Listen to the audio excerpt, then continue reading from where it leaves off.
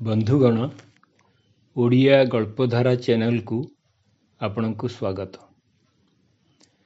ଆମ ଓଡ଼ିଆ ଭାଷା ପାଇଁ କିଛି ଗୋଟାଏ କରିବାକୁ ପ୍ରୟାସ କରୁଛି। ଏଥିରେ ଆପଣଙ୍କର ସହଯୋଗ ଏକାନ୍ତ କାମ୍ୟ। ଏହି ଚ୍ୟାନେଲରେ ଆପଣମାନେ ସୁନ୍ଦର ସୁନ୍ଦର କାହାଣୀ ଶୁଣିପାରିବେ। ଆପଣ ଯଦି ଗଳ୍ପ ପ୍ରେମୀ ତାହେଲେ ଆପଣଙ୍କୁ ଏହି ଚ୍ୟାନେଲର ସବୁ ଭିଡ଼ିଓ ନିଶ୍ଚୟ ଭଲ ଲାଗିବ। ଆଜିର ଏହି ଭିଡ଼ିଓରେ ଆପଣମାନେ ଶୁଣିବେ ରହସ୍ୟ ରୋମାଞ୍ଚ ଭରା ଏକ ଭିନ୍ନ ସ୍ୱାଦର ଗଳ୍ପ। ଭିଡ଼ିଓ ଆରମ୍ଭ କରିବା ପୂର୍ବରୁ ଆପଣଙ୍କୁ ଅନୁରୋଧ, ଚ୍ୟାନେଲକୁ ସବସ୍କ୍ରାଇବ୍ କରିବେ ଆଉ ତା ସହିତ ଲାଇକ୍ ଓ ସେୟାର ମଧ୍ୟ କରିବେ ତଥା ଆପଣଙ୍କର ମୂଲ୍ୟବାନ ମତାମତ କମେଣ୍ଟ ସେକ୍ସନରେ ଲେଖିବେ। ଆଜିର ଏହି ଗଳ୍ପଟିର ନାମ ବାଦଲର ଛାଇ। ରଚନା ଏବଂ ସ୍ୱର ଇଞ୍ଜିନିୟର ପଙ୍କଜ ଲୋଚନ ମହାନ୍ତି। ତାହେଲେ ଆସନ୍ତୁ ଗଳ୍ପଟି ଆରମ୍ଭ କରିବା।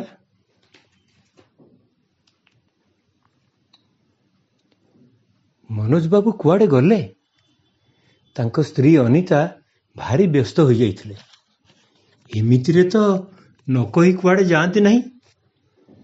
ପୁଅ ତପନକୁ ଫୋନ କରିଥିଲେ ଯେ ସିଏ କ'ଣ ଗୋଟାଏ କାମରେ ବ୍ୟସ୍ତ ଅଛି, କିଛି ସମୟ ପରେ ଆସିବ ବୋଲି କହିଲା। ଝିଅ ତାପସୀ ବାହା ହୋଇ ପୁନାରେ ଅଛି।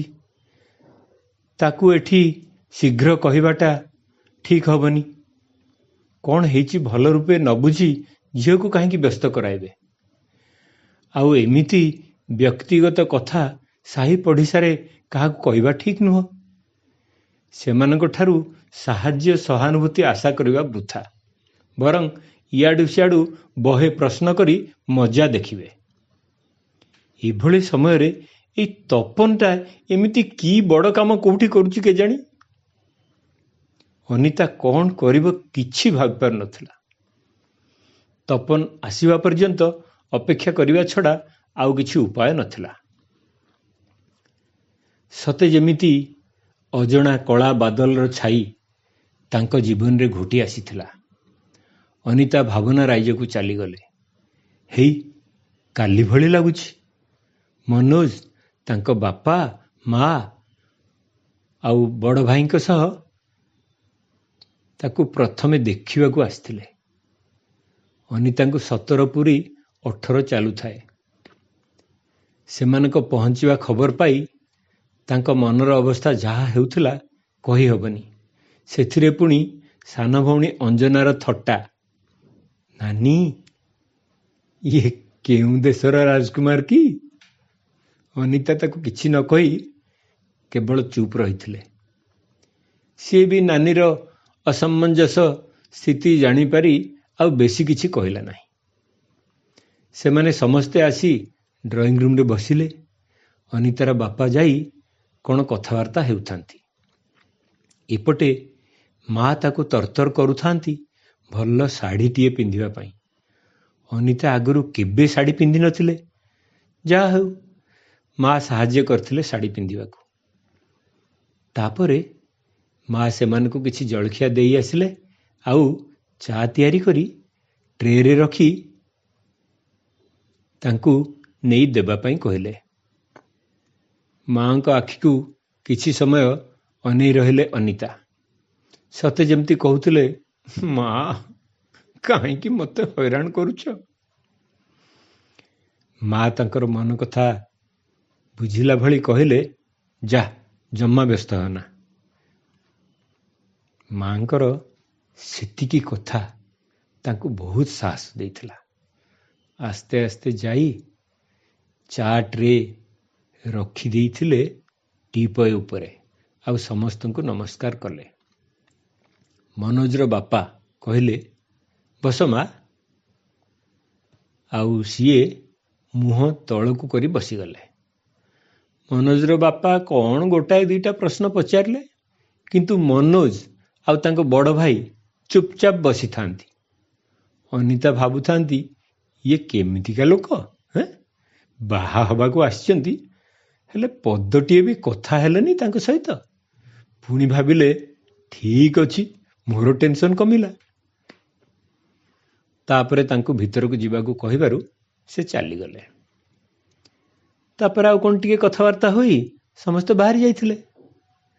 ଅନିତାର ମା ତାକୁ ପଚାରିଲେ, ପୁଅଟି କେମିତି ଲାଗିଲା? ଅନିତା କିଛି କହିନଥିଲେ। ପୁଣି ପଚାରିବାରୁ ଖାଲି ଏତିକି କହିଥିଲେ ଯେ ତାଙ୍କ ବାପା ମାଙ୍କ ଉପରେ ତାଙ୍କର ପୂର୍ଣ୍ଣ ବିଶ୍ୱାସ ଅଛି। ତାଙ୍କ ମା ବୁଝିଗଲେ। କିଛି ଦିନ ପରେ ତାଙ୍କ ବାପା ମନୋଜ ଘରକୁ ଯାଇ କଥାବାର୍ତ୍ତା କରି ଆସିଲେ, ଆଉ ବାହାଘର ଠିକ ହେଇଗଲା। ତାପରେ ନିର୍ବନ୍ଧ ଆଉ ବାହାଘର। ଅନିତା ବାହାଘର କଣ ଭଲ ରୂପେ ବୁଝିବା ଆଗରୁ ଗୃହିଣୀ ହେଇସାରିଥିଲେଣି। ତେବେ ତାଙ୍କୁ ବେଶୀ କିଛି ଅସୁବିଧା ହୋଇନଥିଲା, କାରଣ ମନୋଜ ଖୁବ୍ ସାଧାସିଧା। ପୁଣି ଶାଶୁ ଶ୍ୱଶୁର ବି ବହୁତ ଭଲ। ବାହାଘରର ପ୍ରାୟ 30 ବର୍ଷ ହେଇଗଲାଣି। ଆଉ ଅନିତା କେବଳ ଜଣେ ଭଲ ଗୃହିଣୀ ନୁହଁ, ଭଲ ମା ବି ହୋଇସାରିଲେଣି। ତେବେ କୋଉଠି ତାଙ୍କର ଭୁଲ ରହିଗଲା, ଯେଉଁଥିପାଇଁ ମନୋଜ ଭଳି ଏତେ ସରଳ ଲୋକ ଘର ଛାଡ଼ି ଚାଲିଗଲେ? ଅନିତା ଏମିତି ଭାବୁ ଭାବୁ ତାଙ୍କ ପୁଅ ତପନ ଆସି ପହଞ୍ଚିଗଲା। ତାକୁ ଦେଖି ଅନିତା କାନ୍ଦିବାକୁ ଲାଗିଲେ। ତପନ ପଚାରିଲା, କଣ ହେଇଛି ମା? ବାପା କୁଆଡ଼େ ଗଲେ? ଆରେ ମୁଁ କେମିତି ଜାଣିବି? ମାନେ ବାପା ଘର ଛାଡ଼ି କୁଆଡ଼େ ପଳେଇଲେ ବୋଲି ତମେ କେମିତି ଜାଣିଲ? ଅନିତା ଗୋଟିଏ ଛୋଟ କାଗଜ ତପନ ହାତକୁ ବଢ଼େଇ ଦେଲେ। ସେଥିରେ ଲେଖା ଥିଲା, ମୁଁ ଘର ଛାଡ଼ି ଯାଉଛି ମନୋଜ। ବାସ୍। ଅନିତାଙ୍କ ମୁହଁ ଶୁଖି ଯାଇଥିଲା। ତପନକୁ ପରିସ୍ଥିତି ଗମ୍ଭୀର ଭଳି ଲାଗୁଥିଲା। ସେ ଜାଣେ ତାର ମା ବହୁତ ଟାଣୁଆ, କିନ୍ତୁ ଆଜି ତାଙ୍କର ସେଇ ଟାଣ ଭାବ ନଥିଲା। ତାଙ୍କୁ ପଚାରିଲା, ମା କାଲି କିଛି ଝଗଡ଼ା ହେଇଥିଲା କି? ନା, ସେମିତି କିଛି ବଡ଼ ଝଗଡ଼ା ହେଇନି। ସେ କାହା ସହିତ ଫୋନରେ କଥା ହେଉଥିଲେ। ମୁଁ ପଚାରିବାରୁ କହିଲେ, ମୋର ଗାର୍ଲଫ୍ରେଣ୍ଡ ସହିତ କଥା ହେଉଛି। ମୁଁ କହିଲି, ତମର ପୁଣି ଗାର୍ଲଫ୍ରେଣ୍ଡ? ତମ ଦେଇ କିଛି ହବନି। ତପନ କହିଲା, ଏମିତି କଥା ତ ତମର ବହୁତ ଥର ହେଇଥାଏ। ଆଚ୍ଛା, ତାପରେ? ତାପରେ ସେ ଯେମିତି ଆଗରୁ କହୁଥିଲେ ସେମିତି କହିଲେ, ଯେଉଁଦିନ ହବ ମତେ ଆଉ କିଛି କହିବନି। ବାସ୍ ଏତିକି? ଏଥିରେ ତ କିଛି ନୂଆ କଥା ନାହିଁ। କଣ ପାଇଁ ବାପା ଏମିତି କଲେ? ହଁ ପରା, ମୁଁ ସେଇ କଥା ଭାବୁଛି। ଆଚ୍ଛା ମା, ତମେ ବାପାଙ୍କୁ ଫୋନ କରିଥିଲ? ହଁ, 2 ଘଣ୍ଟା ତଳେ ରିଙ୍ଗ କରିଥିଲି, ସୁଇଚ୍ ଅଫ୍ ଥିଲା। ଏବେ କଣ କରିବା ମା? ପୁଲିସ ଷ୍ଟେସନକୁ ଯିବା? ଆରେ ତପନ, ମୋର ମୁଣ୍ଡ କିଛି କାମ କରୁନି। ତୁ ଯାହା ଠିକ ଭାବୁଛୁ କରେ। ତପନ ତା ବାପାଙ୍କର ନମ୍ବର ରିଙ୍ଗ କରିବାକୁ ଚେଷ୍ଟା କଲା। ଅନିତା ଆଶାୟୀ ହୋଇ ଚାହିଁ ରହିଥିଲେ। ପଚାରିଲେ, କଣ ହେଲା? ମା, ରିଙ୍ଗ ହେଉଛି ଯେ କିନ୍ତୁ ଉଠଉ ନାହାନ୍ତି। ଏଠି ବୋଧେ ସିଗ୍ନାଲ ଏତେ ଭଲ ନାହିଁ କି କଣ, ମୁଁ ଟିକେ ସେପଟେ ଯାଇ ରିଙ୍ଗ କରୁଛି। ଅନିତା ଚାହିଁ ରହିଥିଲେ ତପନକୁ। କିଛି ଶୁଭା ନଗଲେ ବି ଜଣାଗଲା ଯେ ବାପ ପୁଅ କିଛି କଥା ହୋଇଛନ୍ତି। ତପନ ପାଖକୁ ଆସିବାରୁ ଅନିତା ପଚାରିଲେ, କଣ କହିଲେ? ମା, ତମେ ନା ଟିକେ ଧୈର୍ଯ୍ୟ ଧର, ବ୍ୟସ୍ତ ହୁଅନି। ଆରେ କହୁନୁ, କଣ କହିଲେ? କହିଲେ, ହଁ ହଁ ହଁ ହଁ ହଁ, କହ। ମା ପ୍ଲିଜ ରାଗିବନି ତ? ଆରେ ରାଗିବି କାହିଁକି? କୋଉଠି ଅଛନ୍ତି, କଣ କରୁଛନ୍ତି, ଶୀଘ୍ର କହ। ବାପା କିଛି ସମୟ ପରେ ଆସିବେ, କିନ୍ତୁ କହିଲେ ତମର ଅନୁମତି ପାଇଲେ ହିଁ ଆସିବେ। ମଲା, ଘରକୁ ଆସିବାକୁ ଅନୁମତି କଣ ଦରକାର? ନାଇଁ ମାନେ କଣ ମାନେ ହେଉଛୁ? ଯାହା କହିଲେ ସିଧା ସିଧା କହୁନୁ। କହିବି? ହଁ କହ। ନାଇଁ ମାନେ କହିବି ତ? ଆରେ କହୁନୁ। ବାପା ତ ଆସିବେ, ତାଙ୍କ ସାଙ୍ଗରେ ତାଙ୍କ ଗାର୍ଲଫ୍ରେଣ୍ଡ ବି ଆସିବେ। କ'ଣ କହିଲୁ? ମା ମୁଁ କହିଥିଲି ନା ରାଗିବନି ବୋଲି। ନା ନା ମାନେ ତୁ ଠିକ୍ ଶୁଣିଛୁ ତ? ହଁ ମା, ଏଇଆ ତ କହିଲେ। ତାହେଲେ କ'ଣ କହିବି ମା? ଅନିତା କିଛି ସମୟ ଗୁମ୍ ହୋଇ ବସି ରହିଲେ। ତାପରେ କହିଲେ, ଠିକ୍ ଅଛି, ଆସିବାକୁ କହ। ତପନ ତା ବାପାଙ୍କୁ ଫୋନ୍ କରି କହିଲା। ଦୁହେଁ କିଛି ସମୟ ଅପେକ୍ଷା କରିବା ପରେ ମନୋଜ ଜଣେ ସ୍ତ୍ରୀ ଲୋକ ସହିତ ପହଞ୍ଚିଲେ। ଅନିତା ସୋଫା ଉପରେ ବସିଥିଲେ। ସେମାନଙ୍କୁ କେବଳ ଚାହିଁଲେ, କିଛି କହିଲେନି। ସେ ଦୁହେଁ ବି ସୋଫା ଉପରେ ବସିଲେ। ତାପରେ ତପନ ବାପା ଓ ମାଆଙ୍କୁ ଡାକି ତାର ବେଡରୁମକୁ ନେଇଗଲା। କହିଲା, ବସ, କଥାବାର୍ତ୍ତା ହେବା। ଅନିତା କହିଲେ, ଆଉ କ'ଣ କଥାବାର୍ତ୍ତା ହେବା? ତୋର ବାପା ତ ନିଷ୍ପତ୍ତି ନେଇସାରିଛନ୍ତି। ମୁଁ ଏ ଘରୁ ବାହାରି ଯିବି। ତୋର ବାପା ତା ସହିତ ରୁହନ୍ତୁ। ତପନ କହିଲା, ନା ନା ଟିକେ ରୁହ ମା। ବାପା, ତମେ କିଛି କୁହ ନା। କ'ଣ ପାଇଁ ଏମିତି ଏକ ପଦକ୍ଷେପ ନେଲ? ମନୋଜ ପଚାରିଲେ, କ'ଣ କହିବି? ଅନିତା ଧୈର୍ଯ୍ୟହରା ହୋଇ କହିଲେ, ବୟସ ଆସି 50 ଧରିଲାଣି। ଏ ବୟସରେ ତୁମକୁ ଏସବୁ ଶୋଭା ପାଉଛି? ଟିକେ ଲାଜ ଲାଗୁନି? ମନୋଜ କହିଲେ, ମୋର କି ଦୋଷ? ତମେ ତ ସବୁବେଳେ ମତେ କହିଲ ତମ ଦେଇ କିଛି ହବନି, ତମ ଦେଇ କିଛି ହବନି। ଅନିତା କ'ଣ କହିବେ କିଛି ବୁଝିପାରୁନଥିଲେ। କହିଲେ, ମୁଁ କ'ଣ ଟିକେ କହିଲି ବୋଲି ତମେ ଶେଷରେ ଏମିତି କରିବ? ମନୋଜ କହିଲେ, ଟିକିଏ? ସବୁବେଳେ ତ ସେଇଆ କହିଲ। ଅନିତା କହିଲେ, ହଉ ଠିକ୍ ଅଛି, ତମେ ଖୁସିରେ ରହ, ରୋମାନ୍ସ କର, ମୁଁ ଏ ଘରୁ ବାହାରି ଯିବି। ତପନ ବିଚରା କହିଲା, ମା, ତମେ ଦୁଇ ଜଣ ଅଲଗା ହେଇଗଲେ ମୁଁ କୋଉଠି ରହିବି? ତୁ ବାପା ପାଖରେ ରହ। କିନ୍ତୁ ମତେ ବାପା ମା ଦୁଇ ଜଣ ଯାକ ଦରକାର। ଅନିତା କହିଲେ, ତୋର ତ ନୂଆ ମା ଆସିଗଲାଣି, ଏ ପୁରୁଣା ମା ଆଉ କ'ଣ ଦରକାର? ନାଇଁ ମା, ସେମିତି କୁହନି। ମୁଁ ତୁମକୁ ଛାଡ଼ି ରହିପାରିବିନି। କିଛି ଗୋଟେ ସମାଧାନ କର ନା।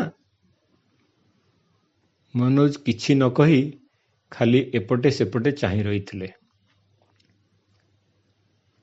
ଅନିତା କହିଲେ, ମୁଁ କି ସମାଧାନ କରିବି? ତୋ ବାପାକୁ ପଚାରୁନୁ। ବାପା, କୁହ କ'ଣ କରିବା? ମନୋଜ କହିଲା, ମତେ କ'ଣ ପଚାରୁଛୁ? ଆଜି ପର୍ଯ୍ୟନ୍ତ ତୋ ମା ଯାହା କହିଛି ମୁଁ ସେଇଆ କରିଛି। ଆଗକୁ ବି ତାଙ୍କ କଥା ଶୁଣିବି। ଅନିତା କହିଲେ, ମୁଁ ତମକୁ କହିଥିଲି ଏମିତି କରିବା ପାଇଁ?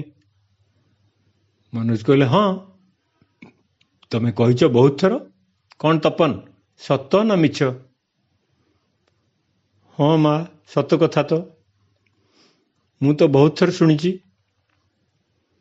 ଅନିତା କହିଲେ, ମୁଁ ଥଟ୍ଟାରେ କ'ଣ କେତେବେଳେ କହିଲି ବୋଲି ତମେ ସତକୁ ସତ ଏମିତି କରିବ ନା?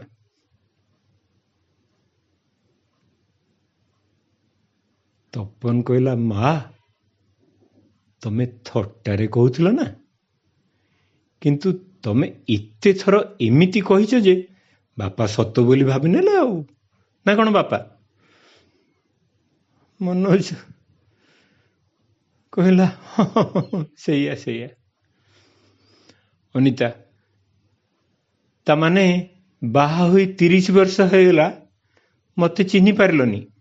କୋଉଟା ଥଟ୍ଟା ଆଉ କୋଉଟା ସତ ଜାଣିପାରିଲନି? ମନୋଜ କହିଲେ, ମୁଁ ତ ଜାଣିପାରେ, କିନ୍ତୁ ତମେ ଜାଣିପାରିଲନି। ଅନିତା ଆଶ୍ଚର୍ଯ୍ୟ ହୋଇ କହିଲେ, ମାନେ? ମନୋଜ କହିଲା, ମାନେ କେବଳ କ'ଣ ତମେ ହିଁ ଥଟ୍ଟା କରିପାରିବ? ଅନିତା କହିଲେ, ତମେ କ'ଣ କହୁଛ? ମୁଁ ତ କିଛି ବୁଝିପାରୁନି।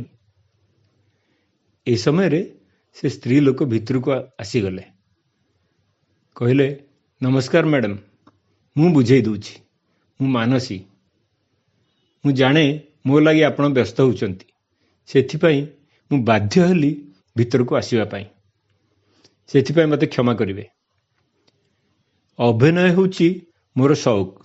ତପନ ଆଉ ମୁଁ ବହୁତ ନାଟକରେ ଅଭିନୟ କରିଛୁ। ତେବେ ଆପଣଙ୍କର ଜୀବନରେ ଏଇ ଛୋଟ ଅଭିନୟ ମୋର ସବୁବେଳେ ମନେ ରହିବ। ଅନିତା କହିଲେ, ଅଭିନୟ? ତପନ କହିଲା, ହଁ ମା, ତମେ ତ ସବୁବେଳେ ବାପାଙ୍କୁ ଏମିତି ଥଟ୍ଟା କର।